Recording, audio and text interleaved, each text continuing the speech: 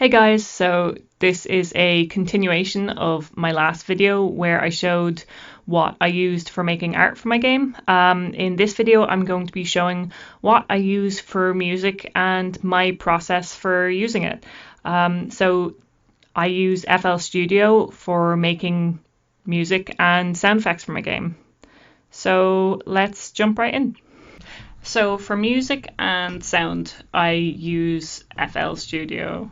And I find my process with this is to try and find a nice instrument to sketch with and to figure out a sort of feeling with this. So it often starts from something really simple, like for this piece, which is just a little piece for essentially cutscene feelings. I have a series of pieces that are just used for setting a tone in a cutscene, but I just have this little sort of series of alternating notes.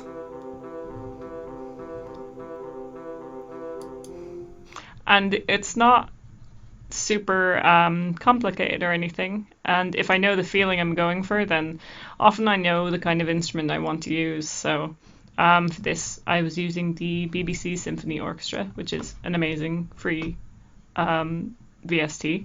And everyone who's trying to make anything that involves an orchestra and is poor should get that. But as you can see, I have a bunch of patterns that I didn't actually use. I think it's important to experiment and try different things when layering. Like, I have no idea what these pattern 1 or 2 even were.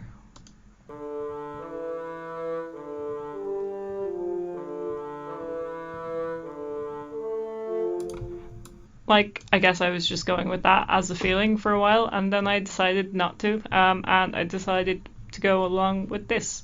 But a lot of music is just building upon things, and I think just making really simple patterns and building upon them is the nicest way to go. And then when I'm exporting, I export usually as MP3.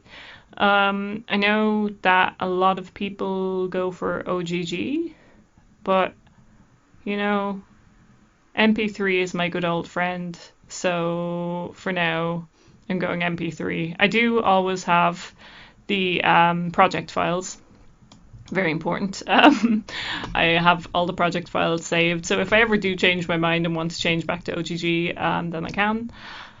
But yeah, I find as well when exporting, the biggest thing actually that I need to think about always is how things loop. So I will usually do this as either cut remainder or wrap remainder, but sometimes I have the problem where it doesn't actually perfectly loop, regardless, for some reason. So when I have that happen, I actually usually go into Audacity and manually cut the end of the song myself so that it loops perfectly. But that doesn't happen super often, just sometimes. And then when I import into GameMaker, I usually check pretty much straight away if it loops. I go to the end of the song in the actual editor and try and see if it loops. Because if it doesn't, then, well, I'd have to do that whole crack with Audacity, and it's better to know it sooner than later when I'm actually testing in game. When it comes to actually creating sound effects as well, I basically always use Zapsplat. So Zapsplat is pretty great for getting all sorts of sounds. As you can see, I've googled a lot of sea seagulls. Apparently I've googled sea seagulls, or Zapsplat, sea seagulls. And basically I just get a little collection of these sounds. I am not paying for Zapsplat. I literally just have a login where I get the free MP3s. I think it lets me download like 3 MP3s every hour or so, which usually does me, like, it takes me a while anyways to actually work out the soundscapes. So it lets me download pretty much enough to keep me going in terms of work. And then I will actually take those sounds and I'll kind of layer them all to create a nice looped effect. And often I'll put a lo-fi bit crusher onto them because I don't want it to be like this sort of strange feeling of having these really high definition sounds with this pixel art world that just doesn't match the feeling. So essentially, I have been bit crushing a lot of the sounds, not too much, but to the point where it sounds natural with the music and the rest of everything.